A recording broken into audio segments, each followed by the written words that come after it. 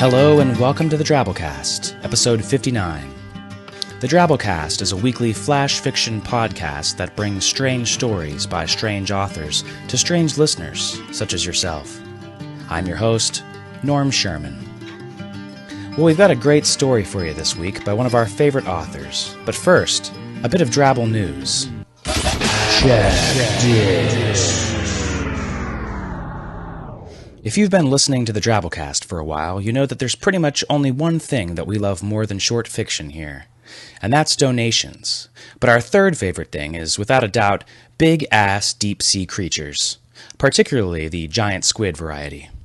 Recent discoveries have given insights on how giant squid do the nasty.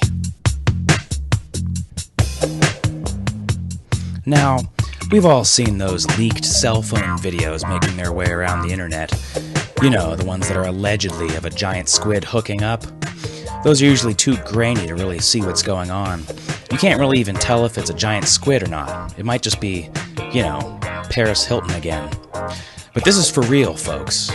Now when your kid asks you with those innocent, doe-like eyes, "Daddy, where do baby giant squids come from?" you can tell them. I've attached the article in the show notes, but it's a little dry. So I actually called up Dr. Steve O'Shea, the chief squid sex researcher in the article, and was able to ask him a few questions about what squid sex was really like. Hello? Dr. O'Shea, hey, this is Norm Sherman with the Drabblecast. Oh, hi. Listen, thanks so much for coming on the show. It's really fascinating work that you're doing. Thank you. So let's start off here. Can you tell us a little bit about what goes on when, a daddy squid meets a mommy squid and they both love each other very much? Doctor? Yes. Can you tell us a little bit about your research? Oh, yes, I'd be happy to. You see, male giant squid have a long, muscular penis, about as long as their bodies. It's beautiful. They use this glorious member like a high-pressure fire hose or a hypodermic needle. Yes, a huge hypodermic penis needle. And they implant spermatophores directly into the female's arms by injecting, thrusting. Whoa, okay. Wow, that's pretty violent then. So he kind of attacks her with his hypodermic penis needle. Is the female injured in the process? well, yes, of course. She's just been gouged with a massive sperm sword. You see, they lock together, beak to beak. There are arms and tentacles flying everywhere, writhing and thrashing tentacles, and spermatophores. Okay. Well, that's. Thank you, Doctor. We're about out of time. It looks like. Thank you for coming on our show. Plunging sperm packets and jelly like eggs under the mantle. Okay, you take care now. Yikes. Well, our story this week is called The Interview by Kevin Anderson. Kevin's no stranger to having his stories podcast. He's had several on Pseudopod, the weekly horror podcast, Well Told Tales, another great short fiction podcast, and here on the Drabblecast. He's currently working on a young adult novel and looking for a publisher for his short story collection. So, without further ado, The Interview by Kevin Anderson.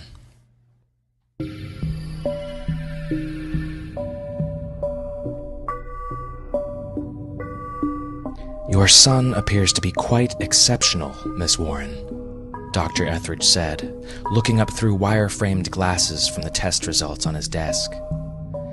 He has the gift. Miss Warren leaned forward in her seat on the other side of the desk. Ain't my son. She glanced to the side, where 7-year-old Anthony sat on a leather couch, entranced by his Game Boy. My sister's kid. God rest her soul. Ethridge watched her make the sign of the cross, thin, withered fingers moving over her chest. Her face was drawn, eyes sunken. She looked as if she hadn't slept in days. Perhaps your husband should join us, Ethridge said, gesturing toward the door leading to the waiting room outside. I think you'll both want to hear what this institute has to offer. She glanced back at the door. Nah, I think he's happier out there. Got eyes for your secretary, he has. I can assure you, Miss Warren, that my personal assistant, Miss Anderson, is a professional, and, well, perhaps when we've concluded our discussion regarding young Andrew, you might allow me to recommend a colleague of mine that specializes in marital difficulties. Can I have some ice cream? Andrew said, without looking up, his blonde hair hanging over one eye. When we're done, Andy, Miss Warren said. She turned her tired-looking eyes back to Ethridge, grimacing. We don't need no therapy, Doctor. Just get on with it, please. Ethridge pushed his glasses up, feeling that he had tread into painful waters. Yes, of course. He leaned forward, glancing down at the test results. His scores are the highest I've ever seen, on all levels. Telekinesis, remote viewing. Miss Warren snickered. Pardon my French, Doc, but your tests are all bullshit. Finding cards with the stars and squiggly lines, bending spoons, he can do all that crap in his sleep. There was a crash outside in the waiting room. Sounded like Mrs. Anderson had knocked her file organizer off the desk again. Second time this week. Ethridge shook his head. I'm sorry, Miss Warren, you were saying? I've seen him lift a tractor and hurl it into the barn. Can I get chocolate ice cream? Andrew said. In a few minutes, Andrew, Miss Warren replied. As large as a tractor? Ethridge sat forward in his desk. Not just big stuff. She leaned forward, placing a hand on the desk. He can move folks' insides, blood, organs, bone. Ethridge removed his glasses. What? Oh, didn't that secretary of yours tell you nothing? She lowered her voice. It's how he lost his parents. Can I get hot fudge on my ice cream? Andrew asked. Yes, dearie, in a minute, Miss Warren replied, bringing her voice back up in volume. The doctor that works on the dead folk, the coroner. Yeah, that's him. Yeah, he couldn't understand why the boy's parents had hearts that were turned completely around. He said it looked like they'd been spun, like a child's toy, like a top. Ethridge narrowed his eyes, not able to believe what he was hearing. Oh, we didn't think nothing of it until Andy brought me a chicken from the barn for supper. Thought my husband had snapped its neck, but when I opened it up, it was like its gizzards had been put in a blender and pureed. Ethridge took a deep breath, sat back in his chair. He'd seen this kind of irrational fear manifested before. The guardians of these children were often torn between loving them and fearing them. He brought his hands up behind his head. This is exactly the kind of thing that we enable our students to deal with. Society's misunderstanding of their gifts can cause all sorts of developmental problems. He sat forward, peering into her exhausted eyes. I can give Andrew a better life here, a meaningful life. I don't give a horse's ass about what you can do for him, Miss Warren said, through clenched teeth, lips receding, revealing discolored gums. Ethridge was caught off guard. If it's a matter of money, she slapped her hand on his desk. We didn't come here so you could help him. We're here so you can help us. Help you? Miss Warren, I'm not sure what you mean. She narrowed her eyes. My husband and I died 2 days ago, and the boy won't let us leave. What? Oh, he's using those gifts, as you call them, to hold our souls inside these rotten husks, and it's painful. Painful as hell. Miss Warren, please. Go on, she said, laying her arm out on the desk, palm up. You is some kind of doctor. Find a pulse. Better just humor her for a few minutes, he thought, until he figured out what to do. Ethridge sighed and reached for the woman's wrist. His fingers instinctively recoiled as he touched her skin. She was cold. Real cold. Ethridge shrugged it off, letting his logic guide his actions. He felt around again for a few seconds, looking for the rhythmic sensation of flowing blood. "You know, the dead can't sleep, Doctor," she said. "I'm so goddamn tired. I've never been so tired." Ethridge wasn't getting anything. He got up, moved around the desk, placed his hand on her neck. With his thumb, he pressed on her jugular. Nothing. Still refusing to believe, he leaned over, pressed the intercom button on the phone. "Miss Anderson, will you go to the ward and get me a stethoscope?" He released the button and waited for a reply. None came. "Miss Anderson, I need you—" He suddenly broke off as the sensation of a dog sniffing at his crotch seized his attention. He looked down and saw Miss Warren drawing back, her nose still sniffing the air. "Miss Warren! You won't believe what being dead makes you hunger for, Doctor." Ethridge stepped back, disgusted. The sooner he got this boy away from them, the better. He turned and moved toward the office door. He grasped the handle and swung it open. "Miss Anderson, I've been calling—" His mouth dropped open. His eyes bulged. His assistant was sprawled on her desk, dead eyes staring back at him. Mr. Warren was using his hands like rib spreaders while his face sunk into her exposed cavity. Ethridge could hear the sounds of chewing. "I'll make you a deal, Doctor." Ethridge spun around and found Miss Warren standing, her dead, hungry eyes boring into him.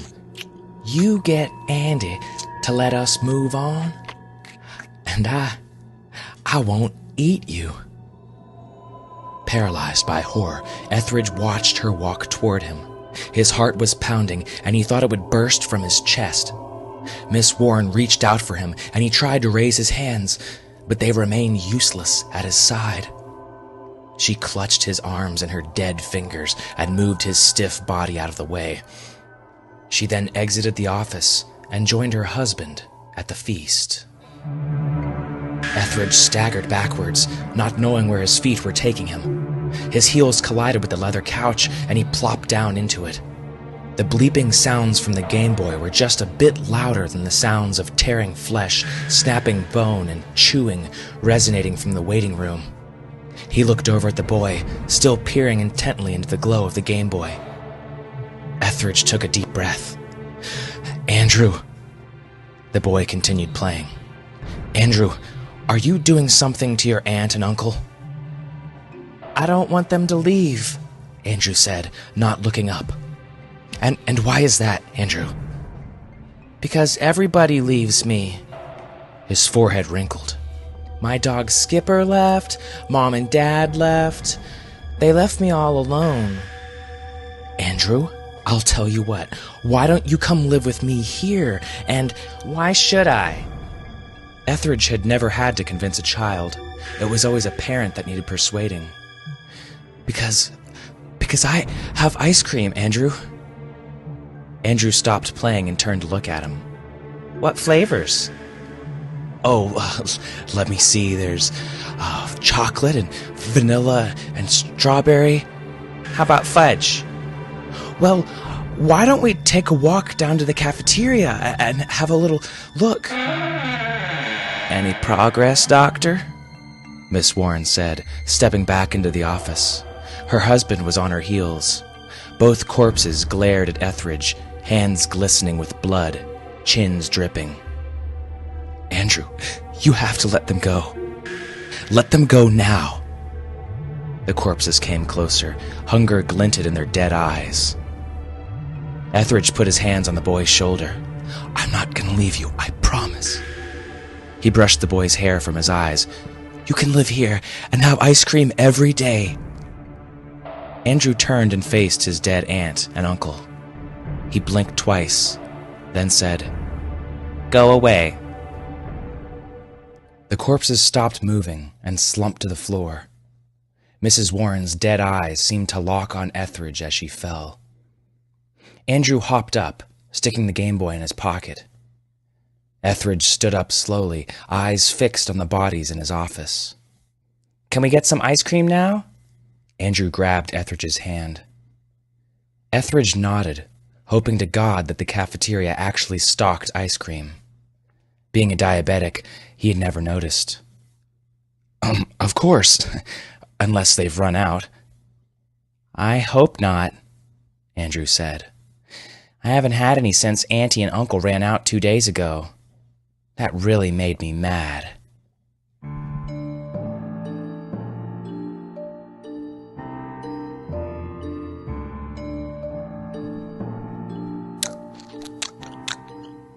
Well, that was our story. Hope you enjoyed it. Oh, sorry, I shouldn't podcast with my mouth full. It was just ice cream, don't worry. Okay, in a continued effort to catch up with story feedback, we're going to double it up again this week. Episode 53 was Sing by Christine Catherine Rush, a story about alien souls and music. This story got a great response. Dr. Sachs said, "I thoroughly enjoyed this story. After listening to it twice, I found myself deep in thought about the possibility of a spirit being tangible to another species, along with thinking about sound itself. The concepts were intriguing, enough to cause me to enjoy the story days after listening to it." Jay Allen said, "It's neat to think about different species or races having different interpretations of souls. This story was a treasure." The next week we ran Unholy Fruit by Kurt Kirchmeier. That was the Demon Oranges from Hell story. Although this story was pretty much the polar opposite of Sing, listeners all seemed to love this one as well. Kevin Anderson, author of this week's story, even went so far as to say, "Unholy Fruit, simply my favorite Drabblecast story this year. More horror, claws, teeth, and demonic fruit, please." That comment comes as no surprise if you remember Kevin's last story on the Drabblecast, Pumpkin Seeds. Indeed, the Drabblecast is your place to go for stories about malevolent, orange fruits and vegetables. But we rely on your generous donations to pay our authors and to keep on truckin', so throw a donation our way via the PayPal link on the website if you feel so inclined. Join our discussion forums and get to know other weird listeners, and tune in next week for some extra fun stuff. The Drabblecast uses a Creative Commons Attribution Non-Commercial No Derivatives license, which means you can't change it or sell it, but you can share it with whoever you want, whenever you want. Our staff is made up of co-editors Kendall Marchman, Luke Coddington, and yours truly, Norm Sherman, reminding you to watch out for sperm swords. The evening saunters to closing. The waitress turns chairs upside down. Piano player picks up his tip jar and drink, and the bartender shouts last round. An hour ago this place was loaded.